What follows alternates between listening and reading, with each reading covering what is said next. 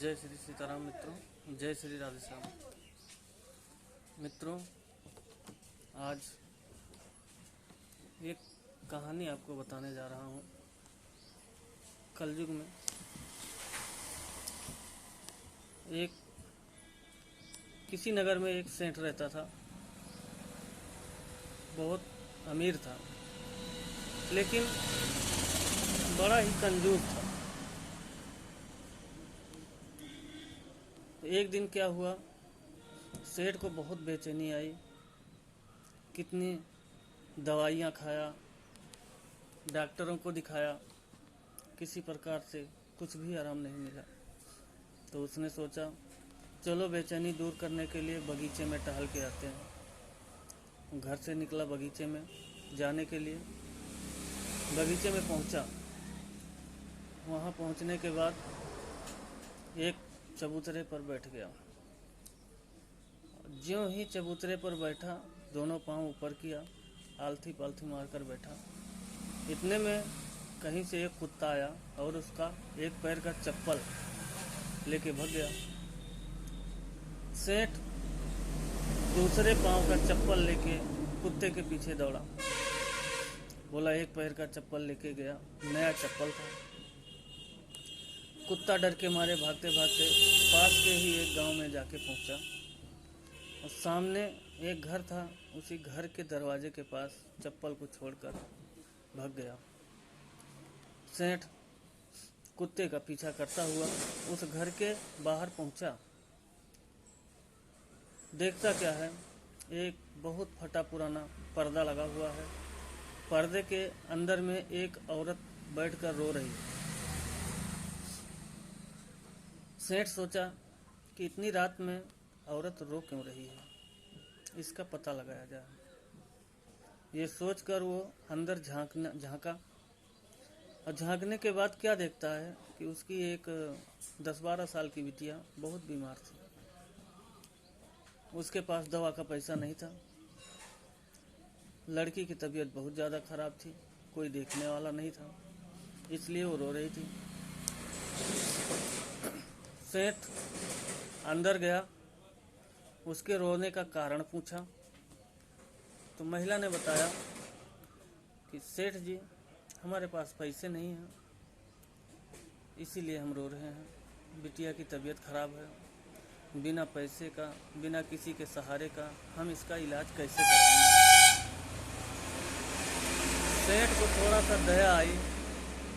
उसने एम्बुलेंस को फ़ोन किया, एम्बुलेंस आई। एम्बुलेंस लेके अस्पताल गई। डॉक्टर 1.5 लाख रुपए खर्चा बताए। सेठ बोला चलो ठीक है, हम देंगे। 1.5 लाख रुपए उसको दिए। देने के बाद में लड़की स्वस्थ होकर अपने घर पर आई। सेठ जी अपने घर पर आए। देखते क्या है कि जितनी भी उनकी बेचैनी थी वो सब गायब हो गई। वो समझ नहीं पाए कि मेरी बेचैनी का राज क्या वो 1.5 लाख रुपए था। इसी उधेड़ बुन में वो लगे थे। इतने में एक संत भगवान का दर्शन हुआ। तो संत भगवान से सेठ जी ने पूछा कि भगवान, ऐसी ऐसी बात थी, हमारी बेचैनी नहीं दूर होती थी, और 1.5 लाख रुपए हम खर्चा किए तो हमारी बेचैनी खत्म हुई। संत बोले सेठ, वो 1.5 लाख रुपए तुम्हारे नहीं थे, वो 1.5 लाख रुपए उस कन्या के थे। पिछले जन्म में जो तुमने उसका लिया था वो इस जन्म में तुमसे ले लिया। तो सेठ जी के पैर पकड़े और सबसे यही कहते हुए चलने लगे कि आज जो भी कुछ करोगे ये अगले जन्म में आपको उसका उधार चुकाना पड़ेगा।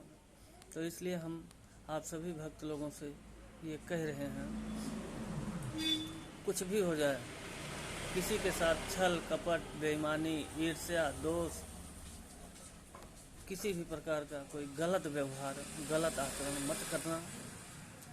भगवान का भजन करना, भगवान के भरोसे रहना, सत्कर्म करना, धर्म का साथ रहना, क्योंकि धर्मो रक्षति रक्षिता। हम धर्म की रक्षा करेंगे तो धर्म हमारा रक्षा करेगा। इस कलयुग में जो भी कोई निस्वार्थ भाव से भगवान में भक्ति करेगा, उसका भगवान हर प्रकार से कल्याण ही कल्याण करेंगे।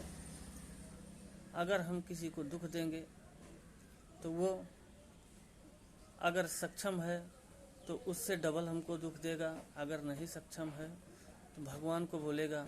भगवान सबके लिए हैं, भगवान उसका फल हम लोग को तुरंत देंगे, जो करेंगे वो मिलेगा। जैसे एक चीज़ और, अपने घर में जितना भी हो सके एकता बनाकर रखना, कभी घर को नरक मत बनाना। क्योंकि हम कितने भी बाहर जाएंगे, कितने भी मंदिर घूमेंगे, कितना भी वादियों में जाएंगे, लेकिन जो आनंद घर पे है वो बाहर नहीं है। अगर हमारा घर सही है, सलामत है, घर में ही एकजुटता है, सब लोग प्रेम से मिलकर रहते हैं, तो उसी घर में भगवान स्वयं चल कर आ जाते हैं। कहीं बाहर मंदिर जाने की ज़रूरत नहीं पड़ती है। तो इसीलिए जैसे जिस प्रकार से एक घर की 4 दीवारें होती हैं, ऊपर छत पड़ी होती है, कितना भी आंधी आए, कितना भी तूफान आए, दीवारें छत को नहीं छोड़ती हैं और छत दीवारों को नहीं छोड़ता है, हजारों साल तक खड़ी रहती हैं। एक हम लोग हैं, थोड़ा सा बड़े हुए, थोड़ा समझ आई, कैसी माँ, कैसा पिता, कैसा भाई, कैसा बहन, सबको भूल जाते हैं। ये हमारा है, ये तुम्हारा है, ये उनका है, ये उनका है।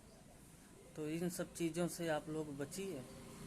परिवार में 4 भाई हैं, 6 भाई हैं, 2 भाई हैं, बूढ़े माँ बाप हैं, बहन है, सब कोई एकजुटता बना कर रहें, घर को ही स्वर्ग बनाएं तो ज़्यादा अच्छा है।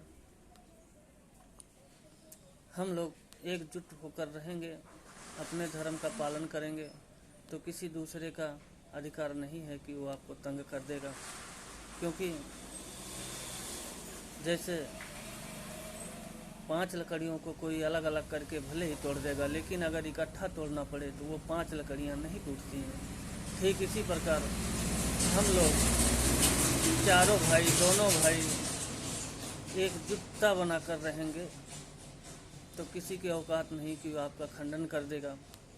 तो इसीलिए आप सबसे निवेदन है कि आप सब लोग एक दूसरे के प्रति दया भाव, समर्पण, इस भाव से चलते हुए अपने घर को स्वर्ग बनाने का प्रयास करें। अपने बूढ़े माता पिता को अपने पास रखें। जो आपके मेहनत की 2 रोटी कमाई, 2 रोटी मिलती है, उसी में मिल बांट कर खावें।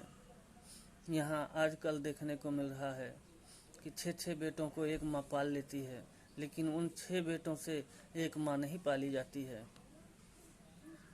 कहीं अयोध्या में, कहीं मथुरा में, कहीं वृंदावन में, कहीं भी देखो भीख मांगती हुई माताएं, अनाथालय में माताएं ऐसे आपको देखने को मिल जाएंगी। तो इसलिए माँ बाप ने हमको इस जीवन में लाया है, साथ में सबका साथ मिल जाता है, लेकिन जो अपना भाई है सब कोई मिल जाएगा, लेकिन अपना भाई हर जन्म में नहीं मिलता है। बड़े नसीब वाले होते हैं जिनके परिवार सब इकट्ठा रहते हैं। इसीलिए आप लोग से फिर से गुजारिश है कि आप लोग, सब लोग, जहाँ जहाँ तक हमारी ये वीडियो जाए, सब लोग हमारी बात को मानें, अपने माता पिता को अपने के पास रखें, अपने भाइयों में एकता बनाएं, सब कोई सहमति होकर, एकजुट होकर इकट्ठा रहें, धर्म का पालन करें।